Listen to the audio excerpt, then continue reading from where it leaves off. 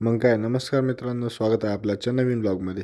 नेहमीप्रमाणे सकाळी मॉर्निंग लवकर आवरून आपण आलो कॉलेजला, कारण आजपासून आपल्या कॉलेजचे फेस्टिवल चालू होणार होते. मग प्रिन्सिपल सरांनी कार्यक्रमाचा नारळ वगैरे फोडून केली कार्यक्रमाला सुरुवात. मग रॅली सरांचं इकडे कार्यक्रमाचं नियोजन चालू होतं आणि ढोल ताशाचा आवाज आल्यावरती मुलं तर लागली सगळी नाचायला. प्रत्येक डिपार्टमेंटची पब्लिक होती आज तर. सगळेजण फुल जोशमध्ये होते. त्यात आपल्या डिपार्टमेंटचे सायंटिस्ट भेटले.